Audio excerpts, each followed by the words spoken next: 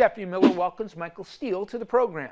Michael, as many of you remember, was the chairman of the Republican Party not too many years ago, but now doesn't even recognize the current GOP.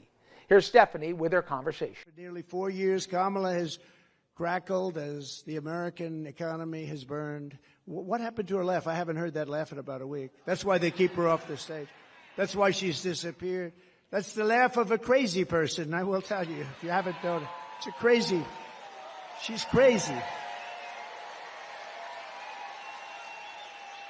They told her, don't laugh, don't laugh. No, it's her. No, her laugh is career threatening. They said don't laugh. She hasn't laughed. She doesn't laugh anymore. It's smart, but someday it's going to come out. That's the laugh of a person with some big problems.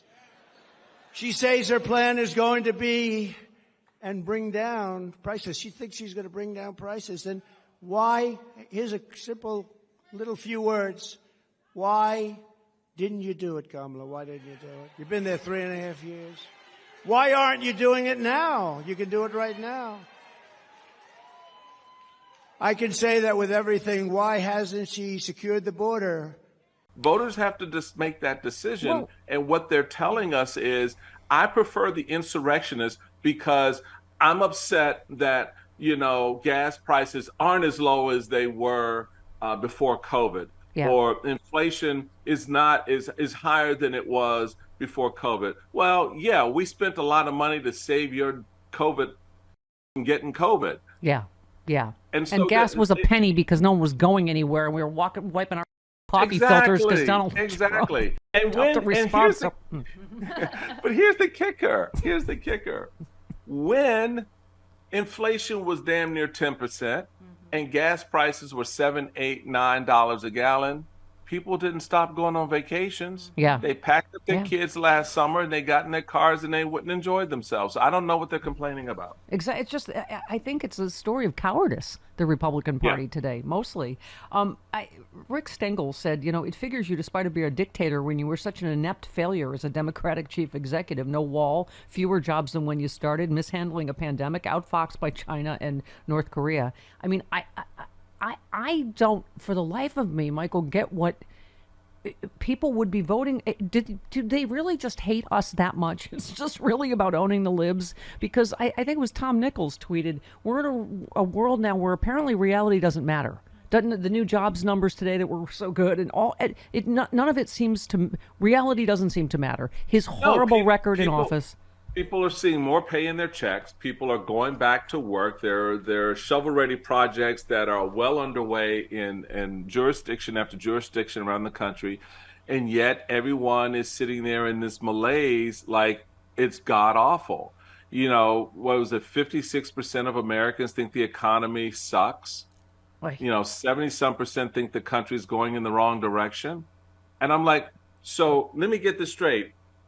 You're driving down a road in which there's a cliff at the end, and the person that's trying to steer the car off of that path and move it in a different direction, you think that's the wrong direction.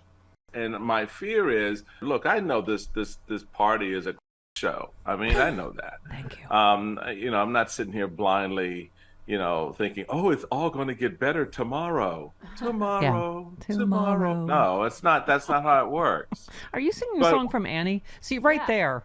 Show tunes in the Republican Party. No. I know, right? I mean, Michael, this party, as we've talked about, is just completely unrecognizable from any party that you or my dad led, I think. Absolutely. We played Steny Hoyer on Ukraine, and I read a tweet. Russian channels are on fire today with celebratory talk of U.S. Congress blocking assistance to Ukraine. Russians debate surviving Ukrainians after the inevitable seizure of the country. I don't think it's hyperbole. Your party are friends with America's enemies. They are doing Putin's bidding. I'm not friends with those guys. They don't talk to me. They don't acknowledge me. So why don't you come fully to the light? Why do you? I know you're the man of steel, but let me bend you to my will. Just let me. Are you kidding me? I'm sitting there watching Democrats chew on the one guy who could kick Donald Trump's ass, and they're pissed off that he's old. Yeah. The old guy can kick the other old guys. Oh, I yell at the bedwetters every day, Michael. You know, so and I don't have time for stupid. Yes. I deal with enough of it inside my own camp. I'm not going to move into another camp and deal with a whole nother level of stupid.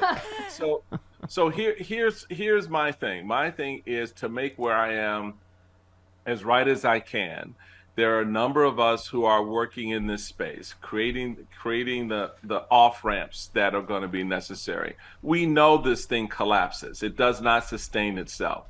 But there's got to be something else that's viable for Americans to consider. And that's really what I'm working on. And a lot of us are working on.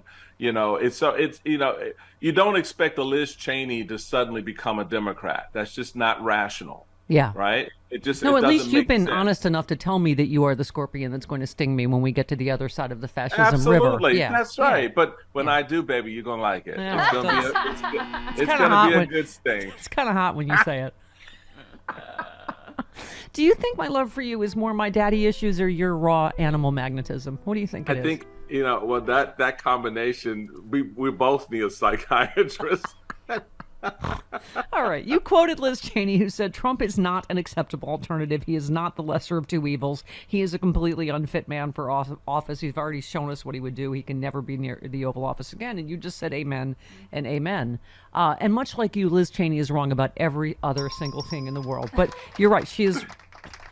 that it is not hyperbole to say we are facing fascism, authoritarianism, a religious theocracy. If you want to talk about your new speaker saying that he's Moses, and attorney generals in Texas think they don't have to, abide by a judge's order and can tell a woman whether, she can have life-saving health care. I mean, how is this the small government party anymore, Michael? It's not. And the thing. And while I appreciate the political point you're making, the reality of it is Mike Johnson is not my speaker. He's our speaker. And he's our speaker because the majority of Americans put the Republicans in charge of the House. Barely. And so, well, I mean... You're doing a good job winnowing it down yourselves. No, but what I'm saying is, the raw number is 3 votes or 4 votes, but the congressional district number, if this presidential election gets pushed to the House, Democrats don't win. So if you listen to Kamala's speeches, you'd never even know that she's been running the country. She's been running the country for 4 years and doing a horrible job. Look at what's happened to our country. We are a failing nation. I hate to say it. We are a failing nation. I wish I didn't have to do this. I wish I didn't have to go and do this. I wish they were great. I wish they'd make our country great, but they're going to destroy our country.